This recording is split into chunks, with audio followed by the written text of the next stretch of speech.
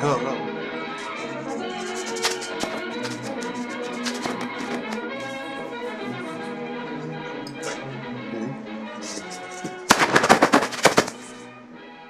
Okay, good morning, good night, whatever you waking up, you're ready to go to bed. Here's a little thing that I want to discuss in this, what I like to call spiritual archaeology. Based in what the book of Proverbs says, chapter 2, about that to find the wisdom and the knowledge of God is like compares to a treasure, like when you want to find a treasure. So that's why I like to call it spiritual archaeology. Um, you see, something occurred to me meditating, and I want to share that with you. Uh, you know, I was thinking, how this theme about the evolution is turning into a mythology by itself. I hear programs on TV about dinosaurs turning into chickens and turkey. And on the other hand, they say that dinosaurs were wiped out. So I say, well, how in the world they turn into chickens or turkey if they were wiped out? And then you hear in other shows and other books or whatever, uh, you know, uh, evolution, they came from the ocean and then they start walking on earth, and then suddenly one of them decide to go back to the ocean and turn into a whale. And I say that, doesn't make sense.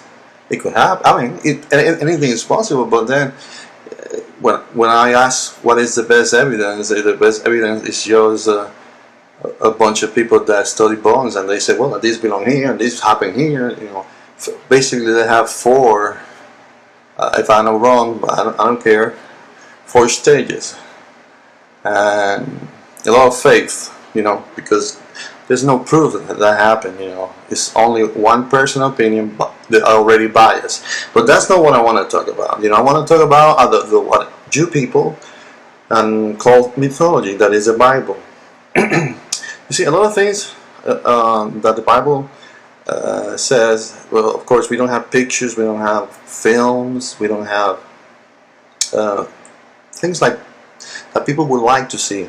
You cannot measure faith with a ruler or nothing like that, but the Bible has different to evolution. It has a lot of evidence on what we call archaeology. Okay, that's one of the evidence, but that's not for a Christian. That's not. We don't need archaeology to prove what the Bible says. But let me talk about this point. Just open your mind to this point. Bible prophecy.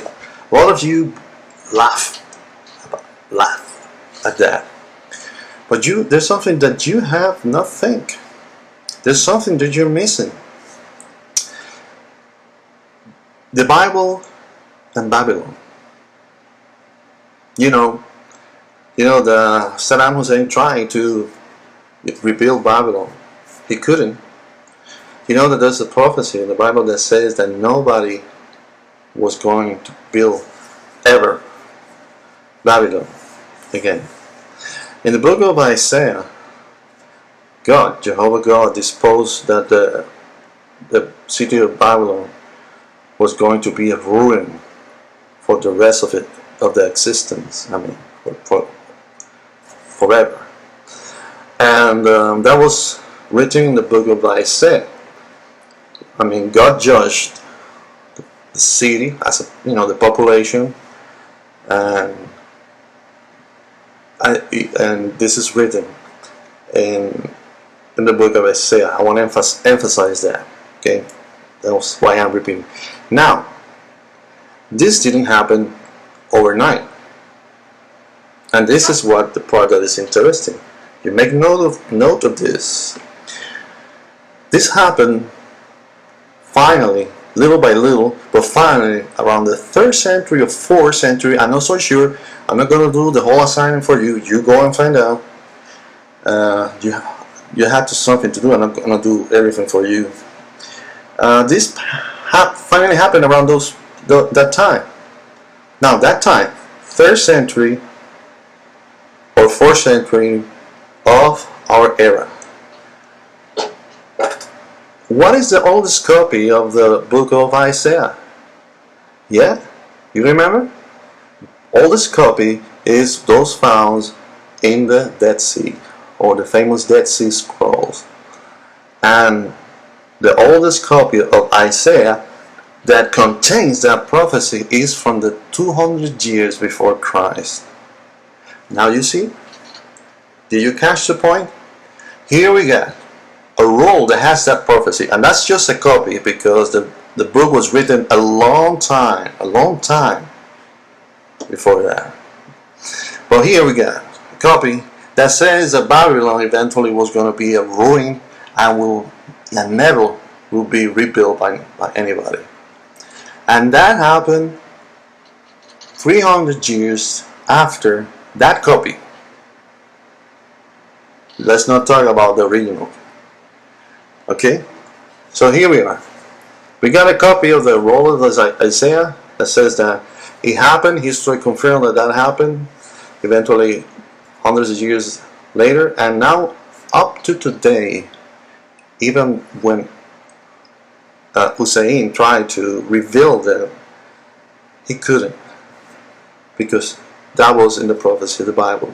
Babylon can never be or exist anymore as the city that it was. It's just ruined, and that's exactly what the Bible says. Now think about that. There's all the prophecies of the Bible, but the circumstances in this are perfect to prove that the prophecies in the Bible are real. And now let's talk about the prophecies about today. Those prophecies are real. What about the ones that talk about today and the ones that talk about the future? We discuss that in another chapter. And that's all I have to say to you.